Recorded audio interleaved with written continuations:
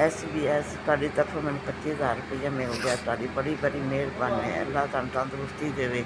5 ਮਹੀਨਾ ਤੁਸੀਂ ਮੇਰਾ ਬੋਝ ਉਠਾਇਆ, ਮੈਨੂੰ ਹੁਣ ਕੋਈ ਫਿਕਰ ਨਹੀਂ। ਤੁਹਾਡੀ ਬੜੀ ਬੜੀ ਆਸਾਨ ਹੈ। ਮੇਰੇ ਬੱਚੇ ਵੀ ਤੁਹਾਨੂੰ ਦੁਆਵਾਂ ਦਿੰਦੇ ਨੇ। ਅੱਲਾ ਤੁਹਾਨੂੰ ਜ਼ਿਆਦਾ ਤੋਂ ਜ਼ਿਆਦਾ ਖੁਸ਼ੀਆਂ ਨਸੀਬ ਕਰੇ। ਕਿਸੇ ਸ਼ੈ ਦੀ ਅੱਲਾ ਤੁਹਾਨੂੰ ਕਮੀ ਨਾ ਦੇਵੇ।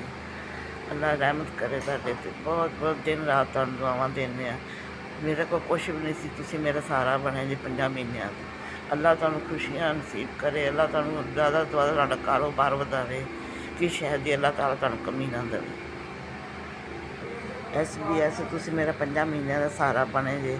ਮੈਂ ਤੁਸੀਂ 25,000 ਤੁਹਾਡਾ ਰੁਪਈਆ ਮਿਲ ਗਿਆ ਮੈਨੂੰ। ਮੈਂ ਗੁਰਦੇ ਵਾਸ਼ ਕਰਾਉਣੀ ਆ, ਤੁਹਾਨੂੰ ਦੁਆਵਾਂ ਦੇਣੀ ਆ। ਤੁਹਾਡੇ 'ਤੇ ਅੱਲਾ ਜ਼ਿਆਦਾ ਤੋਂ ਜ਼ਿਆਦਾ ਰਹਿਮਤ ਕਰੇ। ਕਿਸੇ ਸ਼ੈ ਦੀ ਅੱਲਾ ਤਾਲਾ ਕਮੀ ਨਾ ਦੇਵੇ। ਤੁਸੀਂ ਮੇਰਾ ਬੋਝ ਉਠਾਇਆ। ਬਹੁਤ ਬਹੁਤ ਤੁਹਾਡੀ ਮਿਹਰਬਾਨੀ। ਬਹੁਤ ਬਹੁਤ ਤੁਹਾਡਾ ਸ਼ੁਕਰੀਆ। ਮੇਰੇ ਬੱਚੇ ਵੀ ਤੁਹਾਨੂੰ ਦੁਆਵਾਂ ਦਿੰਦੇ ਨੇ, ਮੈਂ ਵੀ ਦੇਣੀ। ਅੱਲਾ ਤੁਹਾਨੂੰ ਕਿਸੇ ਸ਼ੈ ਦੀ ਕਮੀ ਨਾ ਦੇਵੇ।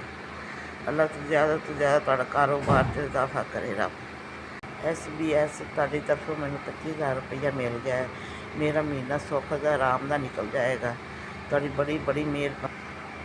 25,000 ਰੁਪਈਆ ਤੁਹਾਡੀ ਤਰਫੋਂ ਮਿਲ ਗਿਆ। ਮੈਂ ਉਹਦੇ ਗੁਰਦੇ ਵਾਸ਼ ਕਰਾ ਸਕਦਾ। ਮਹੀਨਾ ਤੁਹਾਡੇ ਦੁਆਵਾਂ ਦਿੰਦੀ ਰਹਾਂਗੀ ਅੱਗੇ ਪਿੱਛੇ ਦੀ। ਅੱਲਾ ਤਾਲਾ ਤੁਹਾਨੂੰ ਜ਼ਿਆਦਾ ਤੋਂ ਜ਼ਿਆਦਾ ਦੇਵੇ। ਕਿਸੇ ਸ਼ੈ ਦੀ ਕਮੀ ਨਾ ਦੇਵੇ।